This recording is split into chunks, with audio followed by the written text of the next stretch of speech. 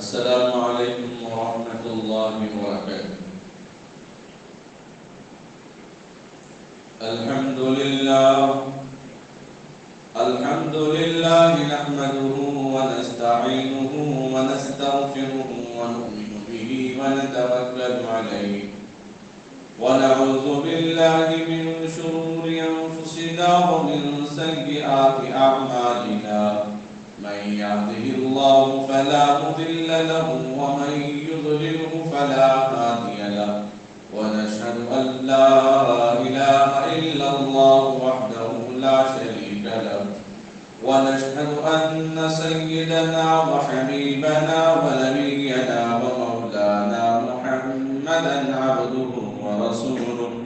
اللهم صل على محمد في أول كلامنا، اللهم صل على محمد في أوسط كلامنا، اللهم صل على محمد في آخر كلامنا، اللهم صل على محمد وعلى آله وأصحابه وأزواجه وآل بيته أجمعين. أما بعد، فأعوذ بالله من الشيطان الرجيم. بسم الله الرحمن الرحيم. ومن أحسن قولا ممن دعا إلى الله وعمل صالحا. أما بعد، فقد قال النبي صلى الله عليه وسلم: بلغ عني ولو آية. صدق الله مولانا العظيم وصدق رسوله النبي الكريم. نحن على ذلك من الشاهدين لمن الشاكرين، والحمد لله رب العالمين.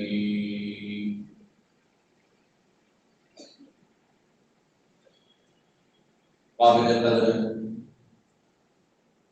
بزرگوں، عزیز نوجوان ساتھیوں، اللہ رب العزت کا بے انتہا فضل اور کرم، اس کا احسان عظیم ہوا. اللہ تبارک و تعالی نے شوال کے اس مبارک مہینے میں جمعہ کا قیمتی موقع عطا فرمایا. جمعہ کا مبارک موقع اللہ تبارک و تعالی نے عطا فرمایا.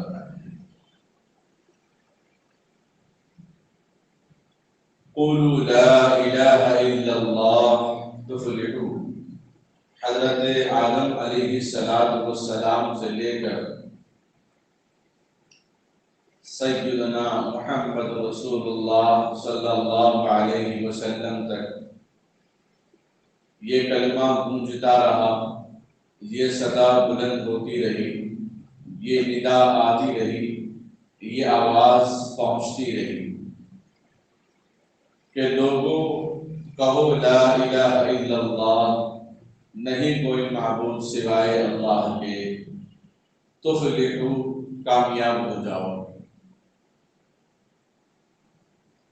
ہر دور میں، ہر زمانے میں اللہ رب العزت نے انبیاء کے ساتھ، نبیوں کے ساتھ، رسولوں کے ساتھ، پیغمبروں کے ساتھ خاص معجزات، خاص پیغام، خاص کلام، خاص اعمال دے کر اللہ نے دنیا میں بھیجا، دنیا میں مبعوث فرمایا. میرے اور آپ کے آقا جناب حبیب کبریاء محمد رسول اللہ صلی اللہ علیہ وسلم کو اللہ نے 40 سال کے بعد نبوت سے مالا مال فرمایا، پھر 3 سال کے بعد رسالت سے سرفراز فرمایا. نماز کا حکم ہوا معراج کے بعد، اور نماز کے اعلان کے سلسلے میں، نماز کے دعوت دینے کے سلسلے میں، نماز کے وقت کے آگاہ کرنے کے سلسلے میں، نماز کے اعلان کے لیے ابھی کوئی تدبیر، کوئی طریقہ، کوئی شریعت نازل نہیں ہوئی۔ آپ بولیں گے پھر صحابہ کرام بغیر اذان کے، جب اذان نازل نہیں ہوئی، اذان شریعت کا حصہ نہیں بنی، تو پھر صحابہ نماز کے لیے کیسے جمع ہوتے تھے؟ ایسے جیسے ہم عید کے دن بغیر اذان کے جمع ہو، وہ طلب، وہ تڑپ، وہ فکر، وہ کڑن، وہ جستجو، وہ ذوق، وہ شوق، وہ حلاوت، وہ مٹھاس، وہ انتظار کی گھڑیاں انہیں اپنے گھروں میں بے چین کرتی کہ نماز کا وقت کب ہو جائے اور کب چلے جائے۔ عید کے دن نہ اذان ہے نہ اقامت ہے، پھر بھی ہم وقت مقررہ پر حاضر ہو جاتے ہیں۔ بس صحابہ کے لیے ہر نماز عید جیسی، ہر نماز کا اہتمام سے انتظار کرتے تھے۔ بندہ مومنہ کسی نیک کام کے انتظار میں اگر کھڑے رہے، نیک کام کے انتظار میں بیٹھے رہے، جتنی دیر وہ انتظار میں بیٹھا ہے، جتنی دیر وہ انتظار میں کھڑا ہے، اتنی دیر عبادت کا ثواب ہے۔ اب آپ لوگ یہ نہیں سوچنا شادی میں دلہا نہیں آئے تو قاضی صاحب کو بولیں گے، محمدیہ مسجد کے خطیب صاحب ہدایت علی صاحب نقشبندی بولے تھے، جس نیک کام کے ارادے کے لیے بیٹھیں گے اتنی دیر تک اس کا ثواب ملتا ہے، تو دلہنیاں آنے 2 گھنٹے ٹائم میں آپ 2 گھنٹے انتظار کریے، آپ کو نکاح کرنے کا ثواب ملتا رہتا۔ اللہ رب العزت نے فرمایا وَمَنْ أَحْسَنُ قَوْلًا مِّمَّنْ دَعَا إِلَى اللَّهِ، کون ہے جو لوگوں کو اللہ کی طرف بلائے، لوگوں کو اچھائی کی طرف بلائے، لوگوں کو خیر کی طرف بلائے، لوگوں کو بھلائی کی طرف بلائے۔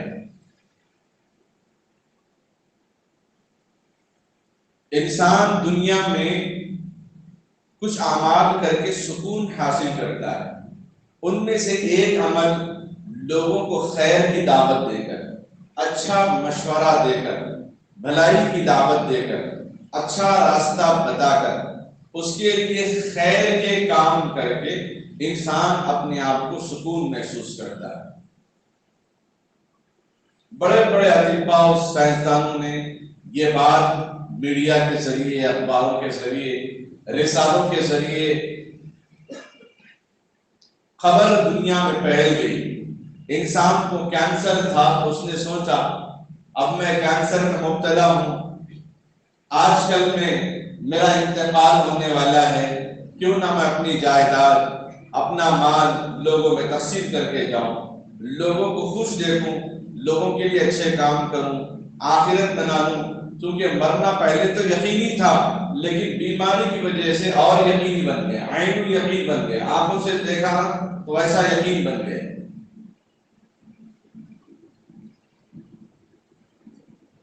جیسے رشتہ طے ہوا، لڑکا باہر ہے، سب لوگ آگے دیکھے، ایک دن دیکھنے واسطے بول کے آئے، ایک دن بات کرنا بول کے آئے، ایک دن تاریخ رکھیں گے بول کے آئے، ہر وقت آ رہے ہیں، دعوت کے مزے اڑا رہے ہیں، چلے جا رہے ہیں۔ اس کے بعد پھر تاریخ جب طے ہو گئی تو اس کے بعد دلہے میاں فلائٹ سے اترے، اب اس کے بعد پھر فون کریں، نہیں ہمارے گھر میں اصل میں رشتے دار ان کے گھر میں شادی ہے بول کے آئے، اب کب تک پکا کے کھلانا ہے، ایک چکر کاٹ کے آئیں گے دلہن والوں کے پاس، پھر وہ لوگ دعوت کا اہتمام کریں گے، پھر فون کریں، نہیں دلہا براہ راست نہیں دیکھا نا، ایک مرتبہ دیکھنا چاہ رہا، پھر ایک مرتبہ دیکھنا چاہ رہا، پھر ایک مرتبہ دیکھنا چاہ رہا۔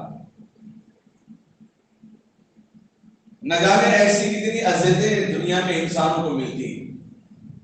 نہ جانے ایک بچہ پیدا ہونے کے بعد، ایک لڑکی پیدا ہونے کے بعد اپنے ایک سال کے مرحلے میں، تعلیمی مرحلے میں، کھیل کے میدان میں، اپنی دنیا کے میدان میں کتنی تکلیفیں اٹھا کے اپنی زندگی کو آگے لاتا ہے۔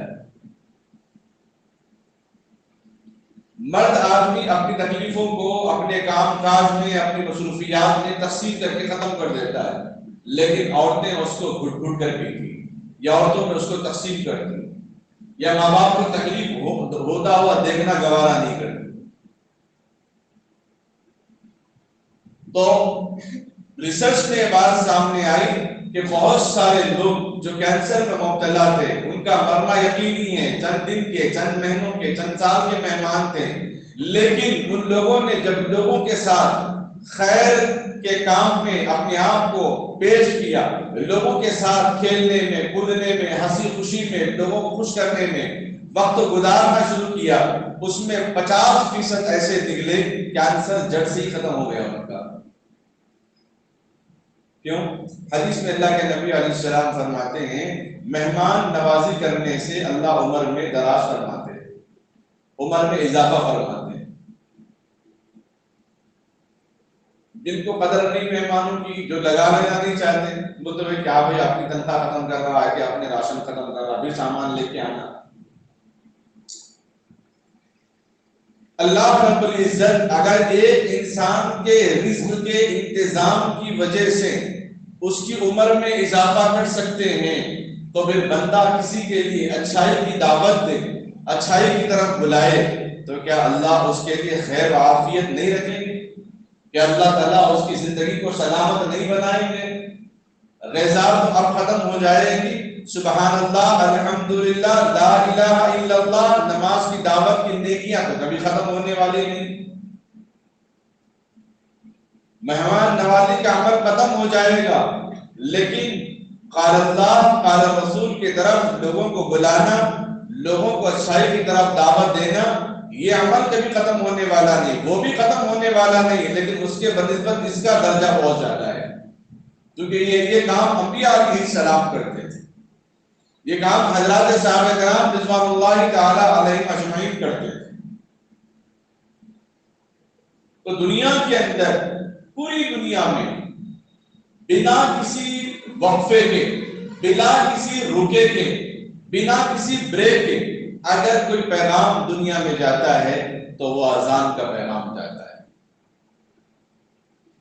آج ہمارے پاس اذان ہو گئی، کہیں مسجد میں 3 بجے نماز ہے تو 2 بجے ان کے پاس اذان ہو، کسی کے پاس 2:30 بجے نماز ہے تو 1:30 بجے اذان ہو، الگ الگ مختلف طریقوں پر اذان چلتی رہے گی۔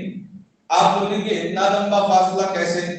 اب یہاں پر ہم نماز مغرب پڑھتے ہیں، پھر 5 یا 7 منٹ کے فاصلے پر کھمم میں نماز ہوتی ہے، پھر 3-4 منٹ کے فاصلے پر دلوندے میں نماز ہوتی ہے، 10 منٹ یا پھر 12 منٹ یا 9 منٹ کے فاصلے پر کریم نگر میں نماز ہوتی ہے۔ یہاں وقت شروع ہو گیا افطار کا، ابھی وہاں باقی ہے، یا وہاں شروع ہو گیا یہاں باقی ہے۔ ایک ہی اسٹیٹ میں، ایک ہی ریاست میں، ایک ہی ملک کے اندر الگ الگ اوقات ہیں، تو سوچئے پھر دنیا کے اندر جتنے ممالک اللہ نے بنائے ہیں ان کے اوقات میں گویا آج اذان یہاں ختم ہوئی، ایک بعد دیگر اذان چلتی رہتی پوری دنیا کے اندر۔ آپ بولیں گے پھر بھی خطیب صاحب کہیں نہ کہیں تو 5-10 منٹ کا پوری دنیا میں ایک ساتھ وقفہ ہوگا، بولا کہیں بھی نہیں رہتا، لیکن پھر بھی آپ کے بھروسے کے لیے اور ایک بات پیش کرتا ہوں۔ ہم پیدا ہوئے تو اذان کون دیے؟ اگر ہمیں شوق رہا تو معلوم کر لیجیے کہ دادا دیے، ماما دیے، محلے کے امام صاحب دیے، خطیب صاحب دیے، مؤذن صاحب دیے، حارث صاحب دیے، کون دیے معلوم ہو جاتا۔ اگر نہیں معلوم کرے تو اتنا تو معلوم کہ ہمارے پیدا ہونے کے بعد اذان ہوئی ہے۔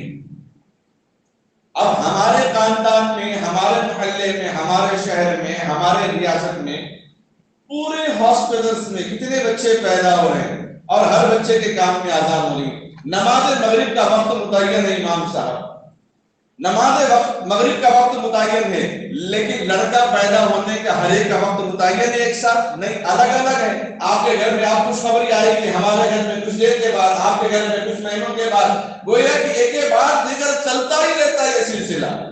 اس طریقے پر بھی اذان چلتی رہتی ہے، اس طریقے پر بھی اذان چلتی رہتی ہے، دوسری اذان اقامت کی شکل میں اذان چلتی رہتی ہے۔ اسی لیے کہا کہ روئے زمین پر جب تک ایک بھی اللہ اللہ اللہ کہنے والا باقی رہے گا تو وہ لال قلعے کی لالی باقی رہے گی۔ مسجدوں کے ممبر و محراب باقی رہیں گے، مدرسوں کے درسگاہیں باقی رہیں گے، مسلمانوں کی مسلمانیت باقی رہے گی۔ محلے کے ایک نمازی کی وجہ سے 40 گھروں میں اللہ برکت عطا فرما دیتے ہیں۔ تو اللہ خود فرماتے ہیں جب تک اس سرزمین پر، میری کائنات پر ایک بھی اللہ اللہ کہنے والا باقی رہے گا، میں دنیا کے پھر پورے نظام کو چلاؤں گا۔ اسی لیے اللہ رب العزت بہانے جو ہے، اللہ کی رحمت بہانے ڈھونڈتی ہے، اللہ کی رحمت بہانے دیتی، کوئی نہ کوئی بہانہ بنا کر اللہ اس کے ساتھ خیر کا معاملہ کرتے ہیں، عافیت کا معاملہ کرتے ہیں، سلامتی کا معاملہ کرتے ہیں۔ ورنہ جب سے ہم شعور میں آئے، جب سے ہم بیدار ہوئے، جب سے ہم آنکھ کھلے، جب سے ہم بڑے ہوئے، جب سے ہم جمع ہوئے، جب سے ہم بالغ ہوئے، نماز فرض تھی، نہ جانے آج تک کتنی نمازیں قضا ہوئی، نہ جانے آج تک اپنے باپ کے ساتھ کتنی نافرمانیاں ہوئی، نہ جانے آج تک اپنی ماں کے ساتھ کتنی نافرمانیاں بدتمیزیاں ہوئی، نہ جانے آج تک ہمارے بھائی بہنوں کے ساتھ کتنی نااتفاقیاں ہوئی، نہ جانے پڑوسیوں کے کتنے حقوق مارے گئے، دبائے گئے، نظر انداز کیے گئے، نہ جانے اپنے رشتہ داروں کو بالائطاق کر دیا گیا، نہ جانے اپنے کتنے لوگوں کو اپنی زندگی سے ہم نے بیکار کر دیا، نہ جانے ہم نے آنے جانے والوں پر کتنا ظلم و ستایا، پریشان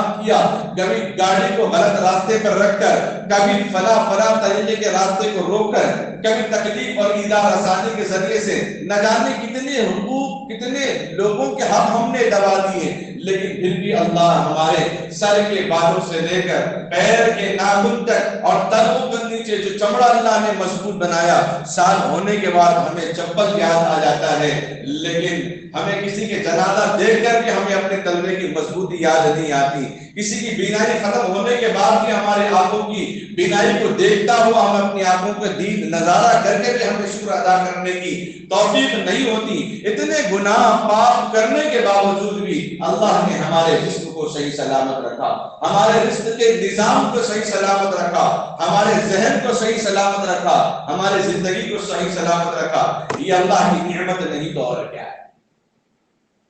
اسی لیے فرمایا اللہ 70 ماؤں سے زیادہ محبت کرنے والا اور اللہ کی رحمت بہانے ڈھونڈتی ہے۔ ہم کیا بہانے ڈھونڈتے ہیں؟ اس کے اندر کیا برائی ہوگی، کیا خرابی ہوگی، کیا عیب ہوگا، لوگوں سے بولیں گے، اس کی برائی ہم بولیں گے، اس کی خامیاں ہم بتائیں گے لوگوں کے درمیان میں، پھر بغیر مرچ مسالے کے اس کا لطف لیتے رہیں گے۔ اللہ رب العزت نے ایک نظام دنیا کے اندر بنایا ہے۔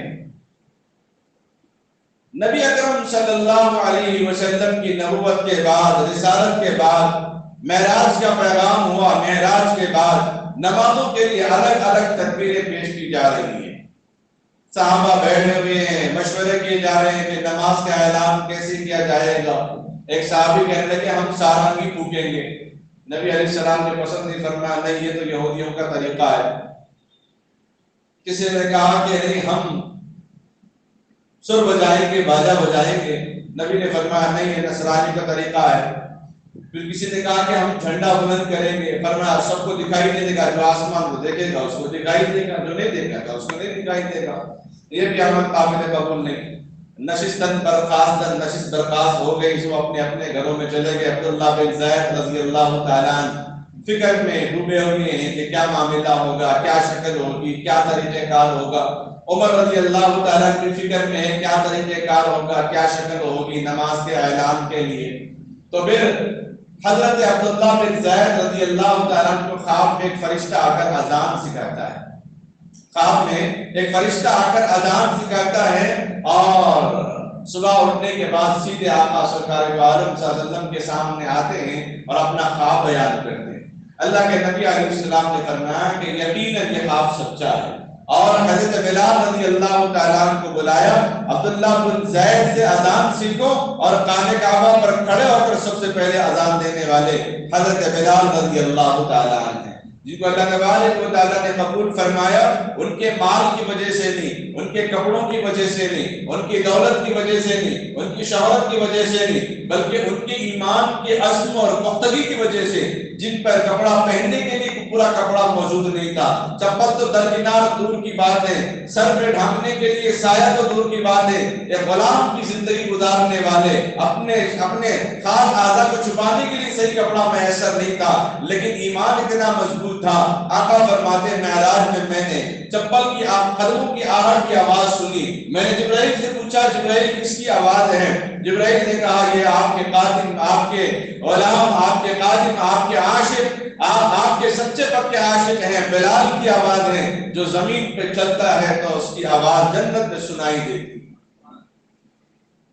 کس کو کس کے اعمال پر فخر ہے، کس کو کس کی دولت پر فخر ہے، کس کو کس کی گاڑیوں پر فخر ہے، کس کو کس کے خاندان پر فخر ہے؟ بلال کا کوئی خاندان کا نام و نشان نہیں، کوئی گھر نہیں، کوئی مکان نہیں، کوئی زمین نہیں، کوئی کپڑا نہیں سوائے اپنے تہبند کے، کوئی جائیداد نہیں، کوئی افراد نہیں، کوئی دوست نہیں، بس نبی کو اپنا حبیب بنایا، اپنا مصطفیٰ بنایا، اپنا آقا بنایا، اپنا سردار بنایا، سب کچھ اپنے محمد رسول اللہ صلی اللہ علیہ وسلم کے لیے قربان کر دیا۔ اللہ تبارک و تعالیٰ نے خانہ کعبہ پر کھڑے ہو کر پہلی صدا آواز اور اذان دینے کا شرف بلال کی جھولی میں اللہ تبارک و تعالیٰ نے ڈالا۔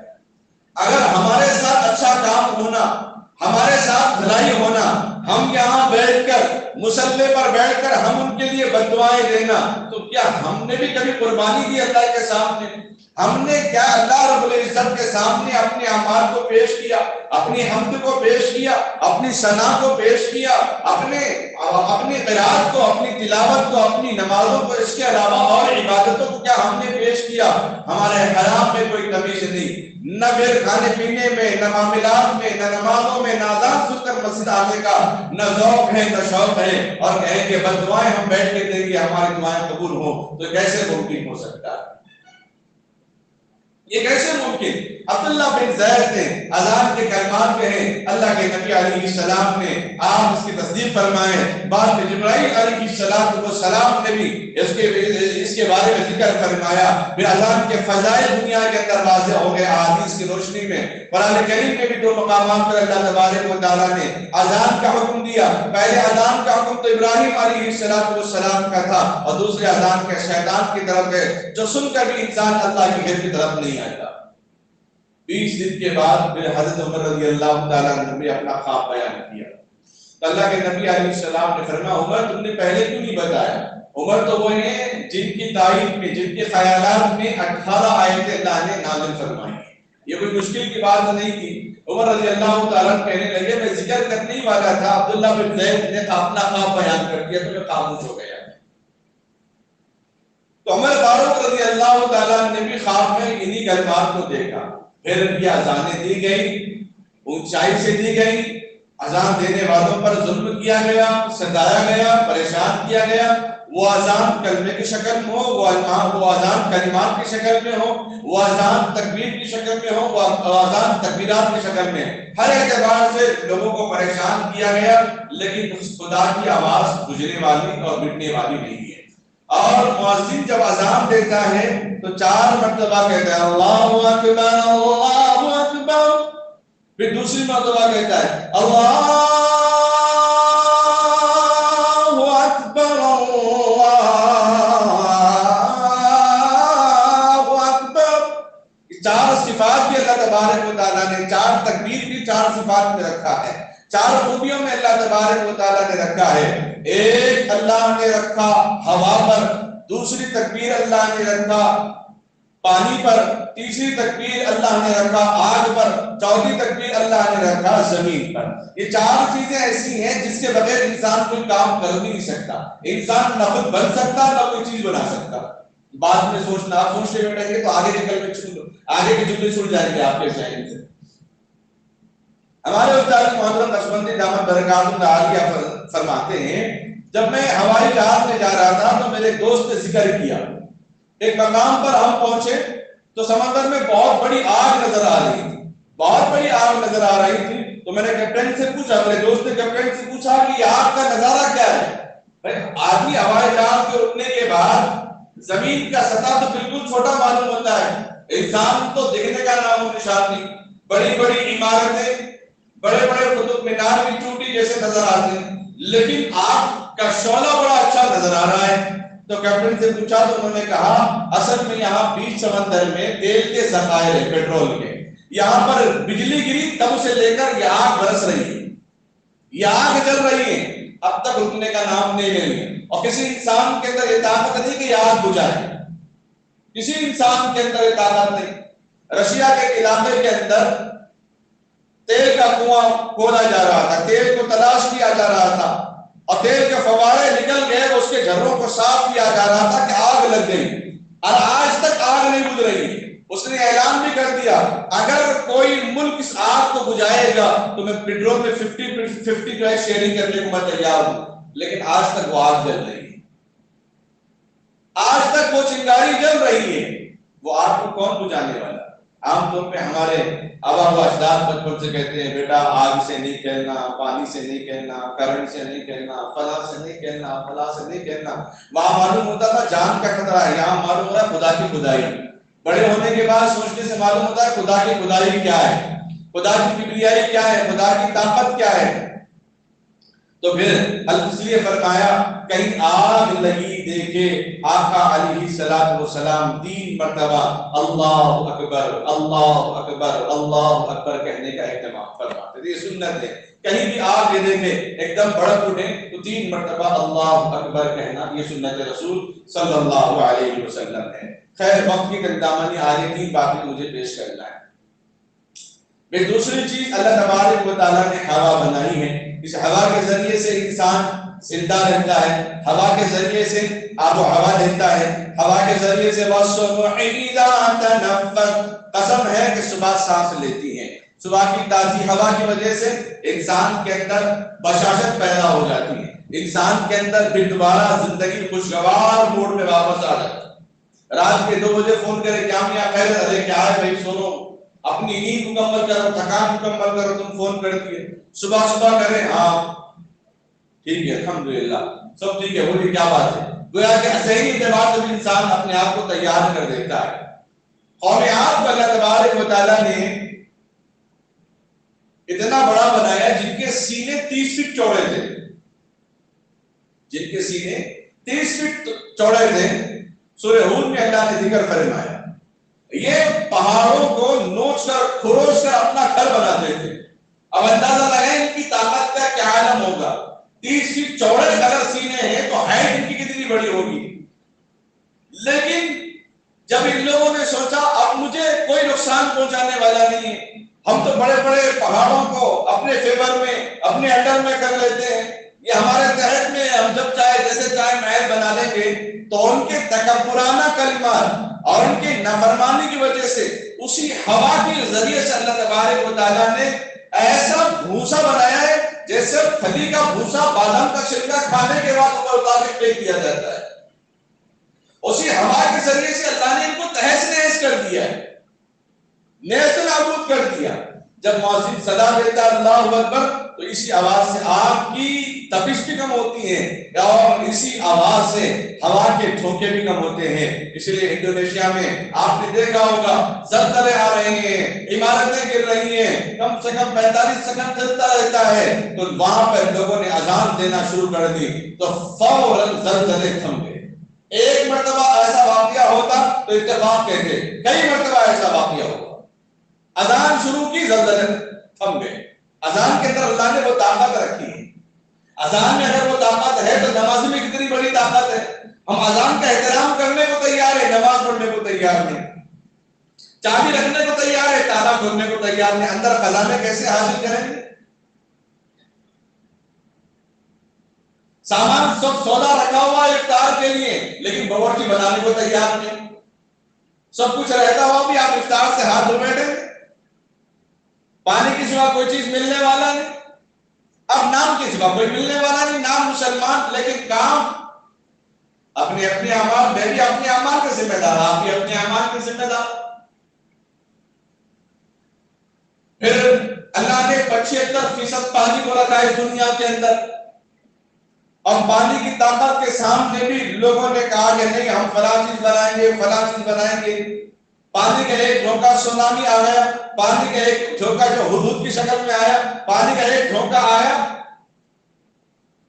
تو لاکھوں جانیں ضائع ہو گئی، لاکھوں جانیں ضائع۔ 16ویں صدی میں جب طوفان آیا تو 10 لاکھ لوگ ایک ساتھ دنیا سے تباہ ہو گئے، جن کا کوئی نام و نشان نہیں ملا، جن کا کوئی نام و نشان نہیں، کہاں ہے، کدھر ہے، کیا ہے، کچھ پتا نہیں۔ بستیاں نہیں، بڑے بڑے علاقے صاف ہو گئے، بڑے بڑے علاقے صاف ہو گئے۔ ایک مچھوارے لوگ جو مچھلیوں کو پکڑتے ہیں، صبح کے موقع پر پکڑتے ہیں عام طور پہ، اللہ کا نظام بھی ہے 14ویں رات کے چاند کے موقع پر پانی کا سطح جو اوپر ابل کے آتا ہے۔ جیسے جیسے چاند کی تاریخ بڑھتی جاتی ہے پانی کی سطح نیچے چلا جاتا ہے۔ رات کے وقت میں عام طور پہ پانی اوپر آتا ہے۔ مچھلیاں پکڑنے والے کیرلا کے علاقے کے رہنے والے ہیں، جب سونامی کا جو واقعہ ہوا تھا اس وقت لوگ تہجد کے پابند تھے، مسلمان کے پکڑنے والے اکثر تہجد کے پابند تھے، تہجد پڑھ کے مچھلی پکڑنے چلے جاتے، اس موقع پر مچھلیاں اوپر رہتی، پانی اوپر آتا ہے تو مچھلی پکڑنے گئے وہاں پر اور نماز فجر کشتی پہ ادا کی اور مچھلی پکڑ کے اپنے وطن واپس آتے ہیں تو دیکھتے ہیں کہ پورا پانی سے پورا علاقہ تباہ ہو گیا ہے۔ ان کو بچایا ان کی نماز نے، ان کی اذان نے، ان کے امام نے۔ اخبار میں منصف میں بھی یہ خبر آئی ہے، انسان کے پاس اگر دولت مل جائے، عقل آ جائے تو گھمنڈ کرتا ہے، ٹائٹینک بنایا، ہم پانی پہ ایسی ٹائٹینک ایسی کشتی بنائیں گے کبھی ڈوبنے والی نہیں، وہ تو ڈوب گئی لیکن اس کے نام کی گھڑی ابھی بھی چل رہی ہے۔ یعنی پھر بھی لوگوں کے ذہن میں یہی ہے کہ نہیں بھائی ٹائٹانک کمپنی کے مطلب وہ کشتی نما، وہ کشتی تو ڈوب گئی، وہ تو ہے نہیں، اس میں جتنے سوار ہے وہ بھی ہے نہیں، کچھ بچے الا ماشاء اللہ۔ اس پہ ہمیں اعتراض نہیں، بتانا یہ ہے جو چیز اللہ نے بتا دیا کہ انسان بنا کے سائنسدانوں نے اور انجینئروں نے بنا کے بتا دیا یہ کبھی ڈوبنے والی نہیں، اس کی لائف ہمیشہ رہنے والی ہے۔ اللہ نے بھی دو حصے کر کے بتا دیا کہ نہیں، خدا کے آگے کوئی طاقت ٹکنے والی نہیں ہے، اس لیے کہا اللہ اکبر، اللہ سب سے بڑا ہے، وہ سب بات کی بات، سب ہوا ہے، اللہ سب سے بڑا ہے۔ پانی کا نظام بھی اللہ تبارک و تعالیٰ نے بنا دیا اور بتا دیا امت مسلمہ کو۔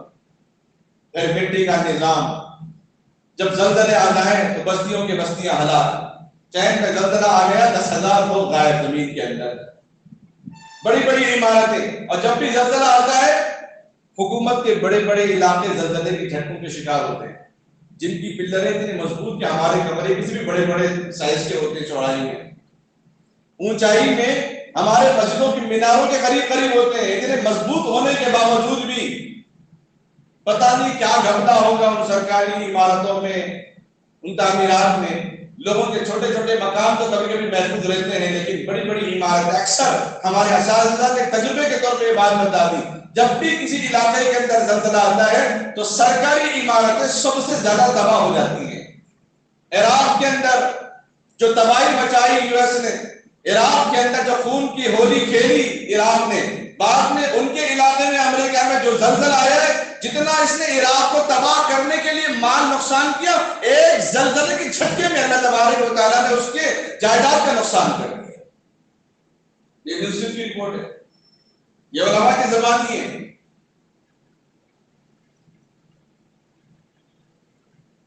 جتنا مسلمانوں کو نقصان کرنے پر اپنے مال کو قربان کیا، اللہ کوئی وبا، کوئی آگ کی شکل، کوئی پانی کی شکل، کوئی زمینی ہوا کی شکل لا کر اللہ تبارک و تعالیٰ ایک گھنٹے میں اتار دیا۔ مکڑی کی جال کی طرح اللہ کے سامنے دنیا کا نظام۔ تو اللہ کے نبی علیہ السلام نے ان کلمات کو پسند فرمایا۔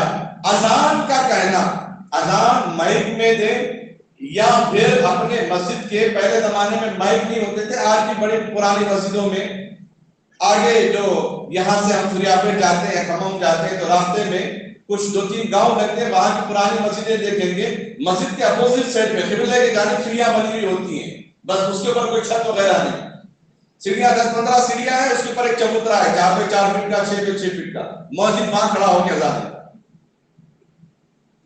اس وقت کوئی مائک کا نظام نہیں تھا. وقت مختصر ہے، پیغام میں یہ دوں، اذان چاہے مائک میں ہو یا بغیر مائک کے اذان. بمبئی میں شیوسینا نے جب اذان کی پابندی کے خلاف بہت زیادہ نعرہ لگایا، جامع مسجد کے 3 مائک بھی نکلوا دیے، تو محلے کے لوگ سارے کے سارے فجر میں کھڑے ہو کر اذان دیے کہ بھائی ایک مائک نکالے تو کیا ہوا، ہمارا ہر گلا ایک مائک ہے، ایک آواز، ایک صدا ہے. تو ان واقعات سے اللہ تعالیٰ اپنے اعمال کو ہماری طرف متوجہ کر رہا ہے. اکابر اس وقت یہ فرما رہے ہیں اگر ہماری مسجدیں آباد ہوتی تو قبضہ کرنے والا کوئی نہیں آتا. قبضہ اگر کوئی کرتا ہے زمین پہ تو خالی زمین دے کر قبضہ کرتا ہے. قبضہ اگر کرتا ہے تو ویران جگہ دے کر قبضہ کرتا ہے. قبضہ اگر کرتا ہے تو جس کے پیچھے کوئی بھی نہ ہو، اگر اکیلا آدمی ہے تو اس کی زمین پہ زبردستی قبضہ کیا جاتا ہے. آج ہم اپنے خدا کو ہم نے چھوڑ دیا، اپنے عمل کے ذریعے سے مسجدوں کو ہم نے ویران کر دیا. مسجدیں جب آباد ہوں گی تو قبضہ کرنے کا کوئی تصور ہی نہیں. بابری مسجد کا بھی وہی حال تھا اور بھی مسجدوں کا وہی حال ہے. اور دوسری جو چیزیں جو اس وقت فاؤنٹن، فوارہ جو غیر مسلموں کے لیے غلط فہمی کا شکار بنا ہوا ہے، اس وقت اس سلسلے میں جمعیت العلماء ہند نے، دیگر تنظیموں نے، اکابروں نے یہ صلاح دی اگر کوئی مسئلہ، کیونکہ بی جے پی کا ایک ایجنڈا ہے، ایک کے بعد ایک آواز اٹھائیں گے، ایک کے بعد ایک آواز اٹھائیں گے، ایک کے بعد ایک آواز اٹھائیں گے، نوجوانوں کو نوکری دیں گے، بیواؤں کی ضرورت کا سامان بنائیں گے، یا پھر جن کی دکانیں خستہ ہیں ان کے لیے کام کریں گے، یا پھر جو بچے پڑھنے والے ہیں جن کا پیچھا کوئی نہیں ہے ان کی مدد کرنے والے ہیں. یہ چیزیں نہیں، بلکہ یہ آپس میں مسلمانوں کے درمیان نااتفاقیوں کو بڑھاوا دے کر اپنے وقت کو، اپنی حکومت کو عروج پر لانے، اپنے وقت کو اس طرح مکمل کرنے اور اپنے حقوق پر لڑنے کے لیے یہ لوگ اپنا کام کر رہے ہیں. تو اس موقع پر ہمیں بیٹھے بیٹھے غیر معمولی میسیجز کو آگے پہنچانا، جس کو نہیں معلوم اس کو ذکر کرنا، پھر انہیں غیر مسلموں کے درمیان دیکھ بھی ہمارا دعویٰ تو یہ کیا کہتا ہے، پھر ہمارے دعوے کو غیر مسلم پہنچا دینا. اس کی وجہ سے نااتفاقیاں زیادہ بڑھتی ہیں. مسلک اگر مذہبی اعتبار سے مسلک کا کوئی معاملہ اگر چھڑ جاتا ہے تو وہ ذمہ داری مسجد کی ذمہ داروں کے لیے. ہر علاقے کے لوگ اس کی آواز اٹھانا اور راستوں پہ دھرنا دینا، اس سے بجائے نقصان اور کچھ نہیں. آپ اس کے لیے دھرنا دینے کے لیے نکلیں گے، دشمن آپ کے درمیان میں کوئی پتھر پولیس کی مخالفت میں پھینکے گا، پولیس ڈنڈا چارج کرے گی، پھر دشمن دکانوں کو توڑ پھوڑ کرے گا، پھر حکومت آپ کو بولے گی بھی آپ کی وجہ سے نقصان ہوا، لہٰذا آپ کی جائیداد ضبط کی جا رہی ہے اور آپ کی جائیداد بیچ کر نیلام کر کے ہم حکومت کا جو نقصان ہوا اس کو مکمل کریں گے، اور آپ کی ڈگری بھی ضبط اور آپ کے لیے ایک فائل بھی بنا دی گئی، شیٹ بھی بنا دیا گیا کہ آپ اس لیے لسٹ میں آ گئے. اس کے بجائے جس مسجد کا جو مسئلہ ہے، جس علاقے کا جو مسئلہ ہے، وہاں کے لوگ اس مسئلے کو سالو کرنے حل ہو جائے گا. ان کی ہم نصرت کریں، ان کے لیے ہم گائیڈ کریں، ان کے لیے ہم رہبری کریں. اسی لیے ان باتوں کو زیادہ واٹس ایپ پہ لانے کے بجائے، زیادہ سوشل میڈیا پہ لانے کے بجائے انقلابی بات کو، کیونکہ حکومت آئے دن کوئی دن ایسا نہیں گزرتا جس دن مسلمانوں کے مسجد کو، مسلمانوں کے مدرسوں کو، مسلمانوں کے علاقوں کو، مسلمانوں کی پراپرٹی کو، مسلمانوں کے دکانوں کو، مسلمانوں کے تعلیم کو لے کر، مسلمانوں کے بیٹیوں کو لے کر، مسلمانوں کے ٹوپیوں کو لے کر، ان کے داڑھیوں کو لے کر، ان کے نام کو لے کر، ان کے ممڈی نام کو لے کر، محمد نام کو لے کر، پورے محمد اسپیلنگ کے نام کو لے کر کبھی نہ کوئی دن ایسا نہیں گزرا کہ جس دن ان لوگوں نے مسلمانوں کے خلاف پروپیگنڈا نہ کیا ہو. یہ اپنی بات نہیں، یہ آقا سرکار دو عالم صلی اللہ علیہ وسلم کے زمانے سے یہ چلتا ہوا آ رہا ہے، جس کی وجہ سے اللہ تعالیٰ ایمان والوں کے ایمان کو مضبوط کر رہے ہیں. اور ہمیں ایک کام یہ کرنا ہے، اپنی اذانیں ہم اپنی دینا اپنی مسجدوں کے اندر، اس کا خاص خیال کرنا. عید کے دن تو کوئی اذان نہیں ہوئی، عید کے دن کوئی اقامت نہیں تھی، لیکن ہم مسجد میں کیسے حاضر ہو گئے، ہم مسجد میں کیسے سب باندھ کے کھڑے ہو گئے. اذان نہیں تھی لیکن کیسے آ گئے ہم سارے کے سارے. کیا 5 نمازیں عید کی نماز سے تو بڑھ کے ہیں؟ عید کی نماز واجب ہے، یہ 5 نمازیں فرض ہیں. عید کی نماز واجب ہے، اس سے بڑا درجہ فرض نمازوں کا ہے. اگر کوئی عید کی نماز چھوڑ دے وہ گنہگار ہے، لیکن 5 نمازوں میں سے کوئی ایک نماز جان بوجھ کر چھوڑ کے اس سے زیادہ گنہگار ہے. یہ بات ہمیں سمجھ میں کیوں نہیں آتی؟ ہمارے جوانوں کو یہ بات سمجھ میں کیوں نہیں آتی؟ ہمارے نونہالوں کو یہ بات سمجھ میں کیوں نہیں آتی؟ اگر عیدین کی نماز سے بڑا مرتبہ درجہ 5 نمازوں کا ہے تو 5 نمازوں کے لیے ہمارے نوجوان حاضر کیوں نہیں ہوتے؟ سکون کی جگہ، آرام کی جگہ، بہترین جگہ تو مسجدیں ہیں۔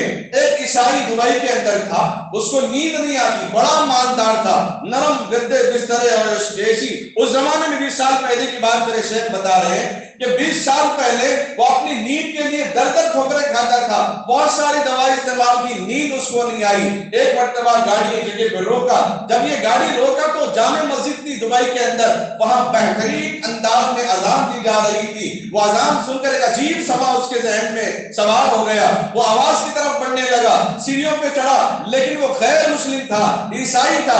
اس کی عیسائیت نے مسجد میں داخل ہونے سے روک دیا، وہ مسجد کی سیڑھیوں پہ بیٹھ گیا، سکون مل رہا ہے، اذان کی آواز سنتے ہوئے وہیں بیٹھا، اذان ختم نہیں، اس کو نیند لگ گئی۔ جب لوگ نماز پڑھ کے واپس آ رہے تھے، چپل کی آہٹوں کی آواز سن کر وہ اٹھ کر دیکھنے لگا، میں کہاں، میں اس دربار میں چوکٹ پہ بیٹھ گیا، لوگ میرے سامنے چپل پہن کے جا رہے ہیں، اگر اس اذان کو سن کر مجھے نیند آ سکتی ہے تو پھر اس کے دین کو قبول کر کے مجھے چین مل سکتا ہے۔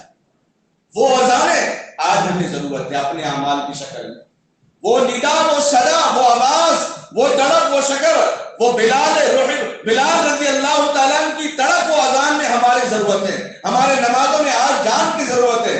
ہمیں میجارٹی کی، ہمیں طاقت کی، ہمیں اپنے پاور دکھانے کی ضرورت نہیں ہے۔ نبی نے، انبیاء نے، آدم نے، نوح نے، یعقوب نے، سلیمان نے، داؤد نے، ادریس نے، الیاس نے، ذوالکفیل نے، موسیٰ نے، ہارون نے، عیسیٰ نے یہی پیغام دیا۔ طاقت تو خدا کو ماننے میں ہے، قوت تو خدا کے ایمان کو قبول کرنے میں ہے، قوت تو خدا کی صدا میں ہے، قوت تو خدا کے سامنے حاضر ہونے میں ہے۔ دشمن چاروں طرف کھڑا رہا، نمازی کا کچھ بگاڑ نہ سکا، دشمن چاروں طرف کھڑا رہا، مسلمان کا کچھ نہ کر سکا۔ کب؟ تب ان کے دلوں کے اندر ایمان زندہ تھا، روح بلالی ان کے اندر باقی تھی، وہ تڑپ ان کے اندر باقی تھی، تب دشمن اس کو کچھ نہیں کر سکا۔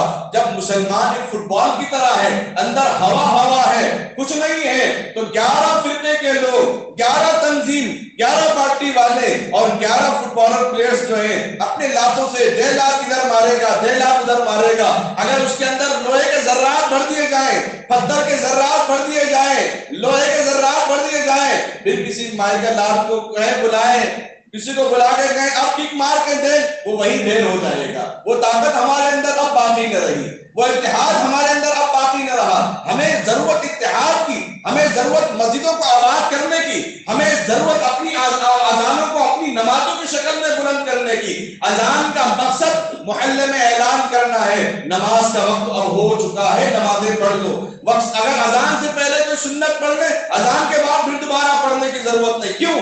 اذان تو اعلان کے لیے ہے، اذان وقت کے اعلان کے لیے۔ افطار کے موقع پر مؤذن صاحب سیرن بجانے دیر کر دیے یا سیرن خراب ہو گیا تو کیا انتظار کریں گے سیرن بجے؟ نہیں، ٹائم تو ہو گیا بھائی، سیرن کا کیا انتظام کرتے، چلو کھولو افطار کرو، شروع ہو گئے۔ اذان بھی بالکل اسی طریقے سے ہے، اور اقامت مسجد میں حاضر لوگوں کے اعلان کے لیے ہے، دیکھو اب نماز کا وقت شروع ہو چکا ہے، امام صاحب مصلی پہ کھڑے ہیں، آ جاؤ اب نماز کے لیے۔ یہ اعلان ہمارا مقصد ہے۔ اگر کہیں پابندی لگتی ہے تو ہمیں اس سے سروکار نہیں ہے۔ یہ اذان مائک میں دینا نہیں دینا یہ شریعت کا حصہ نہیں، اسلام کا حصہ نہیں ہے۔ اذان تو ہر گھر میں ایک آدمی پیغام دیتا ہے۔ ایک اکیلا آدمی اپنے گھر کے لڑکے یا لڑکی کی نکاح کے لیے، ایک اکیلا آدمی اپنے گھر کی گھر بنانے کی دعوت اپنے 400 500 2000 خاندان کو کیسے جمع کر سکتا ہے؟ کیا یہ اس کی ذاتی شادی سے بڑھ کے ہمارا ایمان کا درجہ نہیں ہے؟ کیا نماز کے اعلان کے موقع پر اپنے اپنے گھر میں ہم اپنے دائیں بائیں لوگوں کو آگاہ نہیں کر سکتے؟ اگر اذانیں بند بھی کر دی جائے تو کیا ہماری نمازیں رک جائیں گی؟ نہیں رک جائیں گی۔ تو اصل مرجع کی طرف ہمیں لوٹنا ہے، اللہ کی طرف ہمیں آنا ہے، اصل مقصد کی طرف ہمیں آنا ہے۔ ہمیں ہیڈ لائنس نہیں بننا ہے، ہمیں جلی نہیں بننا ہے، ہمیں بابا میں نہیں آنا ہے کہ تیری طاقت کتنی، میری طاقت کتنی، تیری تعداد کیا ہے، میری تعداد کیا ہے، اس میں ہمیں نہیں آنا ہے۔ ہمیں تو اپنے ایمان کو مضبوط کرنا ہے۔ وقت کی تنگ دامنی، بس میں یہیں پر اپنی بات ختم کرتا ہوں۔ الہی رونق اسلام کا سامہ پیدا کر، الہی رونق اسلام کا سامہ پیدا کر، دلوں میں مومنوں کے الفت ایمان پیدا کر۔ آمین باخر دعوانا الحمدللہ رب العالمین۔ چند باتیں آپ حضرات کے سامنے اذان کے متعلق آئی تھیں، اذان کے احکام کے متعلق آئی تھیں۔ ابھی اذان کے فضائل کافی ہیں، کبھی کسی موقع پر انشاءاللہ آپ حضرات کے سامنے اس کا ذکر کیا جائے گا، لیکن موجودہ دور میں جو اذان کا پیغام اور اذان کی ضرورت تھی، اس کے لیے چند باتیں آپ حضرات کے سامنے وقت کی تنگامنی کے ساتھ آئی ہیں، اور اذان کب دینا، کہاں دینا چاہیے، یہ ضروری اہم کام بھی ہے۔ انسان جب پیدا ہوتا ہے تو دائیں کان میں اذان دی جاتی ہے اور بائیں کان میں اقامت دی جاتی ہے، اور اس کے علاوہ 5 نمازوں کے لیے اذان دی جاتی ہے، اس کے علاوہ کسی نماز کے لیے اذان نہیں کہی جاتی۔ اس کے علاوہ اگر اذان دی جائے تو پھر فرمایا بھول پریت کے نظر آنے پر نادا بالاذان، یعنی اذان کہنا چاہیے۔ گھر کے اندر تجربہ ہوا اس کا، پڑوسی آئے تھے، گھر میں آوازیں آ رہی 3 بجے، دونوں بھائی مل کے جو ہے بلینکٹ میں چھان کرتے کرے، کرسیاں ہل رہی ہیں، کیا کیا جائے؟ مولا آیت الکرسی پڑھ کے سو جائیے۔ وہ لوگ آیت الکرسی پڑھ لیے، اور اس کے بعد پھر دوسرے دن آئے، گھر کے اندر تو آواز نہیں، لیکن باہر سے دروازہ باندھنے کی آواز آ رہی ہے۔ میں نے کہا اذان دیجیے، رات میں اذان دے کے سو، اتنی بڑی آواز سے نہیں دینا کہ اڑوس پڑوس والے سن کے پریشان ہو جائے کہ کیا معاملہ، یا تو یہ سمجھیں کہ خوشخبری ہے، گھر میں کوئی لڑکا پیدا ہوا، لڑکی پیدا ہوئی۔ اذان اتنی ہو گھر کے اندر کر دی جائے تو گھر سے باہر نہیں جانا۔ تو وہ دونوں نوجوان بچے جو کالج میں پڑھنے والے ہیں، بنگلور کے رہنے والے، تو پھر دوسرے دن وہ لوگ اذان دے دی، تیسرے دن آ کے بولے کہ خطیب صاحب اب کوئی آواز گھر میں نہیں آ رہی، گھر کے باہر بھی نہیں آئی۔ آدمی اپنے ذوق، اپنے یقین کے ساتھ جب عمل کرتا ہے تو کامیابی اللہ تعالیٰ ضرور عطا فرماتے ہیں۔ حدیث میں ہے، سنت ہے، جب گھر کے اندر یا باہر دھول پریت کا جھپکا وغیرہ اگر نظر آ جائے، ڈر ہو، شک ہو، اس موقع پر اذان کہنا چاہیے۔ اذان بہت بڑی طاقت ہے دنیا کے اندر، اس اذان کی وجہ سے دھول پریت دفع ہو جاتے ہیں، دور ہو جاتے ہیں، جنات و شیاطین دور ہو جاتے ہیں، اس لیے اذان کا اہتمام کرنا چاہیے۔ اور فجر کی اذان کے موقع پر خصوصاً کتے جب اذان سنتے ہیں تو رونا شروع کرتے ہیں، آوازیں نکالتے ہیں، لوگ کہتے ہیں شیطان کو بھاگتا ہوا دیکھ کے کتے رو رہے ہیں، پھر کتے سے شیطان کو کیا دوستی کہ وہ بھاگ رہے تو یہ رو رہا، کتے رو رہے ہیں، آواز دے رہے ہیں۔ اس علاقے کے اعتبار سے وہ پناہ مانگتے ہیں کہ جہاں بے نمازی لوگ ہوں، جہاں بے نمازی لوگ ہوں اس علاقے میں پناہ مانگتے ہیں۔ فقیر کو دیکھ کر کتا زیادہ بھونکتا ہے، صبح کی اذان کو دیکھ کر کتا بھونکتا ہے، بندوں سے یوں کہتا ہے کہ بندوں سے کیوں مانگتا ہے، بندوں میں کیا رکھا ہے، اللہ سے مان، اللہ سے مان، اللہ سے مان۔ کتا خالی نہیں بھونکتا، اکیلے تنے تنہا بیٹھ کر۔ ہر مخلوق اللہ کے ذکر میں لگی ہوئی، ہر مخلوق، وہ کتا ہو، بلی ہو، چوہا ہو، مکھی ہو، تیتر ہو، مینڈک ہو، یہ کہتے ہیں الرحمن علی العرش استوی۔ ذخیرہ معلومات کی کتاب ہے، حیات الحیوان ایک کتاب ہے، اس میں ہر جاندار، ہر حیوان کا بایوڈاٹا ہے پورا، اس کے خاندان کے بارے میں، یہ چونٹی ہے تو دن بھر میں پانی کتنا پیتی ہے، کتنا غذا، کتنا وزن اٹھا سکتی ہے، چکن ہے تو اس کی نسل کیا ہے، شیر ہے تو اس کی نسل کیا ہے۔ حیات الحیوان 3 جلدوں میں کتاب ہے، اس میں لکھا ہوا ہے پرندہ جب تیتر کہتا ہے الرحمن علی العرش استوی، شیر جب ڈانٹتا ہے تو کہتا ہے کہ اللہ کسی نیک انسان کو میرا نیوالا مت بنا۔ ہر مخلوق جب پکارتا ہے تو ہمارے حق میں دعاؤں کا اہتمام کرتا ہے۔ کسی نے پوچھا کتے سے، اللہ والے نے، تو ٹانگ اٹھا کر دیوار پہ پیشاب کیوں کرتا ہے؟ کہتا ہے کہ زمین کو اللہ نے سجدے کے لیے قبول کر لیا، میں طہارت کر کے تھوڑی ناپاک کر دوں۔ تو بہت ساری خوبیاں ہیں جو اذان کے اندر۔ تو اذان سن کر کتے لوگ روتے ہیں، بندوں سے کہتے ہیں اٹھو اللہ سے مانگو۔ مرغا باندھ دیتا ہے، چاہے رات کے 3-4 بجے 4 کمروں کے اندر بند کر کے اس کو رکھیں، چاروں طرف سے ایگزاسٹ رکھ کے، اس کو پتہ نہ چلے دن کا، برابر وہ سحر تہجد کے وقت میں برابر وہ باندھ دیتا ہے۔ اے آدم کی اولاد اٹھ سجدہ کر۔ یہ ککڑوں خالی اس کی آواز نہیں ہے، اس کا ترجمہ محدثین نے کیا، یہ یہ آدم کی اولاد اٹھ سجدہ کر، آدم کی اولاد اٹھ سجدہ کر، مرغا باندھ دیتا ہے۔ حدیث میں نبی علیہ السلام نے فرمایا جن گھروں میں مرغے ہوتے ہیں اس گھر میں جنات داخل نہیں ہوتے۔ وہ نہیں ہے طوطا ہمارے گھروں میں، جس کو اڑنے کی آزادی اللہ نے اس کو بند کر کے رکھے، جس کو پال کے جیسے گھنٹے بچوں کو کھلا کے طاقت پیدا کرنے کی تھی، اس کو تو ہم چھوڑ دیا، بیرونوں کے اپنے گھر میں لے آ رہے ہیں۔ تو خدا کے نظام نے جو بنایا ہے وہ خالی نہیں بنا، اس نظام کو ایک مرتبہ آپ پڑھیے، اس نظام کو جاننے والوں کے پاس بیٹھ کے سنیں کیا نظام ہے، میرے گھر اتنی زمین کیا ہے، یا میں کرائے کے گھر میں ہوں، اس طریقے سے میں کیا نظام پہ چل سکتا ہوں، یا اللہ نے مجھے اتنی نعمتیں دی، اس نعمتوں کو میں سنت کے مطابق کیسے وقت گزار سکتا؟ آپ اس بات کو سوچیں، اس بات کو غور کریں. یہ نہیں کہ جب بھی دین کا تقاضا آئے تو مال خرچ کرنے کے بعد بھی آئے گی، مال خرچ کرنے کے بارے میں بولیں گے. بھائی حدیث میں تو یہ ہے کہ اپنے اوپر خرچ کرنا بھی تو عبادت ہے. آدمی اپنی جان کی حفاظت کرتا ہے، نیند آتی ہے تو آرام کر لیتا ہے، تو اس کا آرام کرنا بھی عبادت ہے.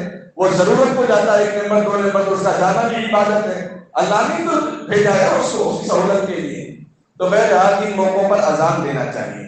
جب زلزلے کے جھٹکے محسوس ہونے لگے اس موقع پر بھی اذان کا اہتمام کرنا چاہیے. کیونکہ اذان کے بارے میں اپنے یا بیگانے لوگ بھی تائید کر رہے ہیں اس سلسلے میں. انجان لوگ، اگر میں کسی کا نام لوں، بولے اب تک تو نام سنے فلاں خطیب صاحب کا نام لے رہے. غیر مسلموں میں ایسے ہی ہو رہا. اب تک مسلمانوں کے چرچے نہیں ہو رہے تھے، بہت زیادہ ہیڈ لائنز ہو رہے. کیا بات ہے، وہ لوگ مطالعے میں لگے ہوئے ہیں. اگلے سال میں دیکھنا ہندوستان کی جو ہے تعداد میں مسلمانوں میں اضافہ ہو جائے. ہمیں دعوت دینے کی ضرورت ہے. وہ خود پڑھ رہے ہیں اسلام کے بارے میں. جب آپ کی طلب کے ساتھ اسلام کے بارے میں ریسرچ کرتا ہے تو اللہ تعالیٰ ایسا پیغام اس کے دل پہ، اس کے دماغ پہ ڈال دیتے ہیں کہ وہ اسلام قبول کرتا ہے. آپ نے دیکھا نہیں، بابری مسجد پہ جس نے سبق سب سے پہلے چلایا وہی آدمی کتنے مسجدیں بنایا تھا؟ 99 200 سے زائد مسجدیں انہوں نے بنوائی. 200 سے زائد مسجدیں اللہ تبارک و تعالیٰ نے ان سے کام لیا ہے. جو تنظیم بنا کر چلے گئے، چل رہا کام. 100 تو اپنے باضابطہ اپنے ہاتھوں سے ابتدا انہوں نے کیا، اور جو اپنے شاگرد چھوڑے اپنے طریقے سے دعوت دے کے جن لوگوں نے چھوڑا وہ تعداد الگ ہے. اللہ تعالیٰ کام لے رہے ہیں. تو آپ پریشان نہ، ہم اپنے اعمال کی فکر کریں گے، اللہ تعالیٰ خود بہت نظام بنائیں گے. بچہ اپنی تعلیم کی فکر کرتا ہے، زیادہ پڑھنے لگتا ہے تو باپ سوچتا ہے بچہ بہت محنت کر رہا ہے، چلو کچھ اس کو زیادہ کھلائیں گے. ایک باپ کی محبت ہے تو اللہ کی ممتا تو 70 ماؤں سے زیادہ ہے. جب بندے اعمال کی طرف آ جاتے ہیں، نمازوں کی طرف آتے ہیں تو اللہ کی رحمت تو بہت پہنچ جاتی ہے. ہر جگہ پہنچ جاتی ہے. کتنے مساجد، کتنے علاقے ایسے ہیں جو غیر مسلم مسجد کا پڑوسی ہونا فخر کرتے ہیں. اس اذان کی آواز سے ہمیں سکون ملتا ہے. کتنے لوگوں نے نہیں کہا، ہم بولتے ہیں بڑا بڑا ایکٹر ہے بھائی، اس کو کیا کمی ہے، فلاں ہے، اس کے چرچے ہر جگہ ہو رہے، غیر مسلم ہے، لیکن اللہ اس کو اسلام کی توفیق دیا تو اس کے چاہنے والے بھی اسلام کو پڑھ کے اسلام قبول کر لی. ایسے واقعات دنیا کے اندر بہت سارے واقعات ایسے ہیں. تو ہماری دعاؤں سے، ہماری طلب اور طلب سے اللہ کائنات کے نظام کو بدل دیتے ہیں. تو اسی لیے خدا باہر کے چرچے کرنے کے بجائے ہم اپنی دعاؤں سے، اپنی نمازوں سے اللہ کے سامنے چرچے کریں گے، اس کا بہت زیادہ فائدہ ہے. باہر چرچے کریں گے، اختلافات، لڑائی، مار، خون خرابے کے علاوہ کوئی چیز ملنے والی نہیں. احب البلاد الی اللہ مساجدها، سب سے بہترین جگہ اللہ کی مسجدیں، اس سے بہتر کوئی جگہ نہیں ہو سکتی ہے. اس لیے خدا اس کا اہتمام کرے. نوجوان بچوں کو بھی بڑے پیار محبت سے بڑے ساتھ وقت مسجد میں گزارنے کا اہتمام کر لیں. جہاں جہاں ویران مسجدیں ہیں اس کو آباد کرنے کی فکر کریں. اللہ ہم سب کو عمل کرنے کی توفیق عطا فرمائے.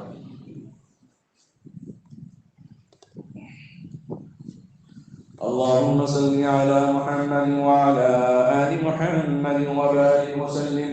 ربنا ظلمنا أنفسنا وإن لم تغفر لنا وترحمنا لنكونن من الخاسرين. رب اجعلني مقيم الصلاة ومن ذريتي ربنا وتقبل دعاء. ربنا اغفر لنا ذنوبنا يا رب العالمين. اللهم اهدنا الصراط المستقيم، صراط الذين أنعمت عليهم من النبيين والصديقين والشهداء والصالحين وحسن أولئك رفيقا. اللهم اغفر لنا ذنوبنا يا رب العالمين. اللهم لك الحمد كما تحب وترضى، عدد ما تحب وترضى. رضى الله عنا محمدا ما هو أحده صلى الله عليه وسلم. هو الله الذي لا إله إلا هو الأول والآخر والظاهر والباطن وهو بكل شيء عليم. اے اللہ ہم سب کے گناہوں کو معاف فرما. اے اللہ ہم سب کی خطاؤں کو درگزر فرما. اے اللہ ہم سب پر رحم کا معاملہ فرما، ہم سب پر کرم کا معاملہ فرما. اے اللہ عافیت کا معاملہ فرما، صبر اور سکون کا معاملہ فرما. اے اللہ مسلمانوں کے اندر صبر میں، اے اللہ رگ رگ میں بسا ہوا ہے کہ صبر آدھا ایمان ہے.